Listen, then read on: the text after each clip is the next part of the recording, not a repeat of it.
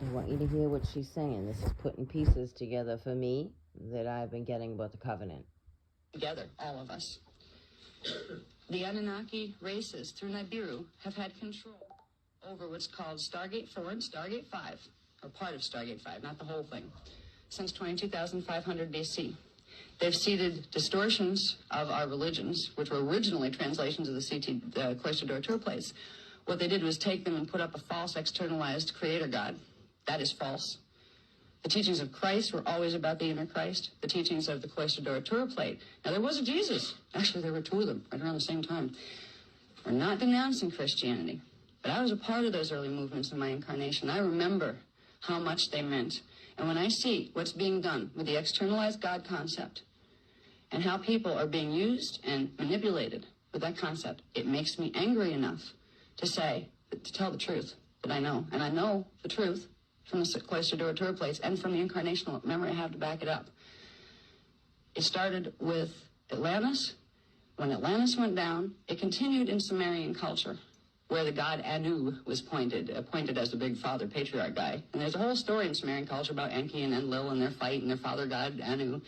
This was a whole Anunnaki story.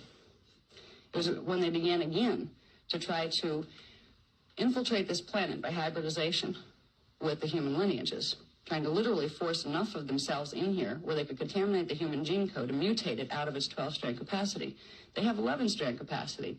If you have 11-strand capacity and you're trying to control a group that you know has 12-strand capacity, you know you're in trouble if they wake up, because you're not going to control them anymore.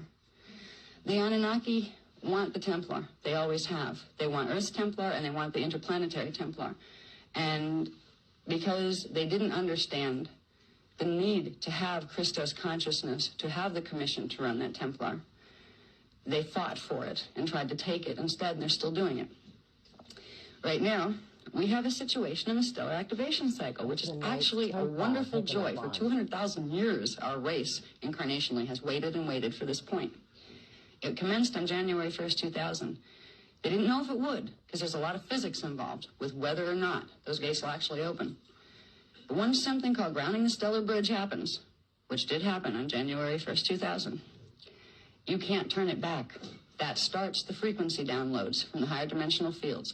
That starts the opening of the seals, the 7 seals in the planetary grids, which are frequency seals on the 7 primary vortices on the planet. It starts a whole chain reaction that brings our sleeping Templar complex and all its sacred sites and all its Stargate sites and portals to life. Now that that's happening, normally we'd have a great celebration. This is great. This is where we get our teachings back, because when there was a promise in the Emerald Covenant, the restatement 248,000 years ago, when the stellar activation cycle next happened, the angelic legions would bring back the Cloister Door Tour plates, give the information back in pure form, and turn the keys to the Templar, Earth's Templar, over to the human lineage, to the ones who showed they cared and who showed enough spiritual maturity where they wouldn't abuse the power. It was time to activate the Emerald Covenant. January 1st brought that to us, and that is such a celebration for our race. When we can begin to understand or remember where we came from before, we all have, right in our DNA, memory of our other lifetimes. We're going to talk about those a little bit today. I'm talking about reincarnation, but not in the usual sense. We're talking time mechanics with reincarnation. But what I want to get across first is that when yesterday we talked about the fact that there has been an edict of war issued by the Anunnaki and the Draconian legions, who have just decided to combine to try to wipe out the Guardian legions. They told the Guardians to leave and let us take over, or it's war. And the Guardians said, you think we're going to leave? We're just going to leave them stranded there. I want you to understand that as we've talked about some of the nasty stuff that's going down, we've not talked about it in fear. We've talked about it with perhaps the recognition that if there's going to be a time when we reclaim our responsibility and rights as being keepers of the Templar, now's a real good time to start. Because we might not have a chance to do it if we don't now. I want you to understand, we're not moving into a scary thing, but we're moving into a strategic game. So it was our creation contract. So the human form will always carry that feel, that driving force. If our belief systems don't block us from opening our minds to bigger belief systems. See, the paradigm we teach doesn't exclude any belief systems. It just shows where they fit in a bigger template. There's no force, there's no dogma. You don't have to do this and not have to do that. There's no excommunication, none of that kind of nonsense. Okay? People have a right to have their own relationship to Source.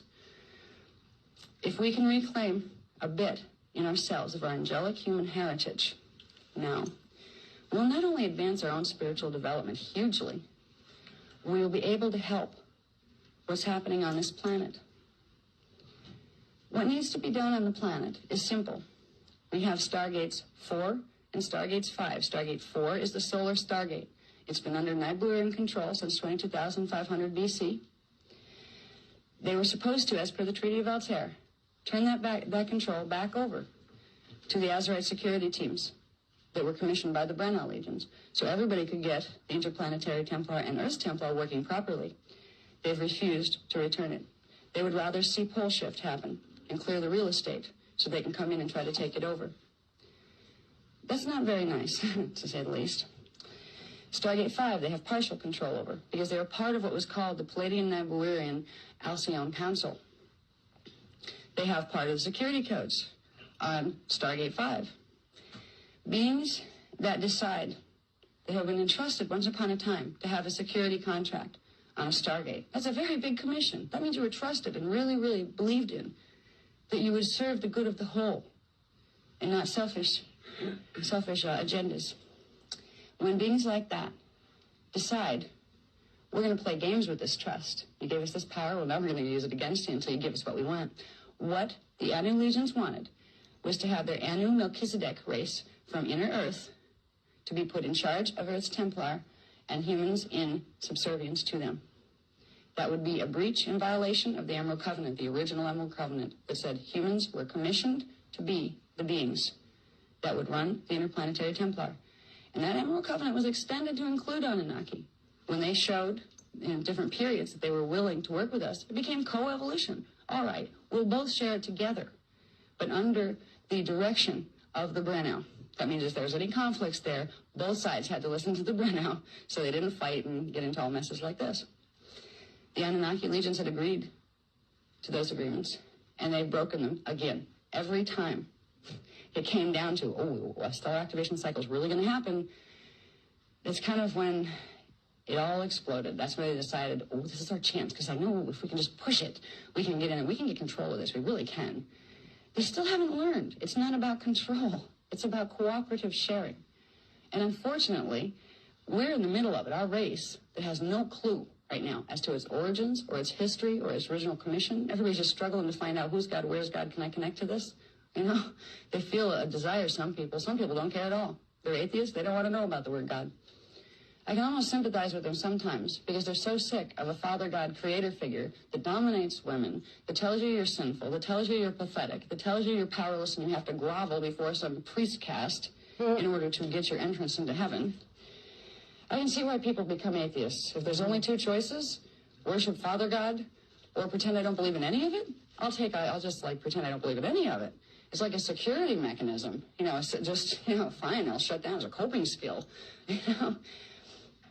We're presented with an opportunity to really reclaim our own godliness, our own I am presence. I am part of that whole. I am a face of that whole. An angelic human is a person who becomes aware, no matter what level of awakening or non-awakening they're in, starts to let that little spark of source consciousness that ignited their consciousness into manifestation. Everybody has it. Even Anunnaki have it, but it's a lot harder to activate in their systems. But in the human system, that spark is intact. If we can begin to bring in the frequencies of consciousness that will allow that spark to ignite into a flame, we change, we open, we expand, and we remember that we are angels down here. You don't need wings to be angels. In fact, real angels don't need wings at all because you don't need wings to ascend. Ascend isn't about flying up into the sky. Ascend is about going through stargates or ascension passages, up through the densities, progressively de-densifying your matter body and turning yourself back into pure Christos liquid light. Mm-hmm. And at that point, you have the desire and the ability to manifest in any form, in any density that you choose whenever you want. But you don't have to stay there, so you don't have to pay rent. It's really nice to be a 12-strand avatar because once you really have that, you can come into a system, say hi and do your nice thing, say bye, I'm going, and you're gone. You don't need a car, you don't need a spaceship, So that is the Angelic Humans hold the original source code.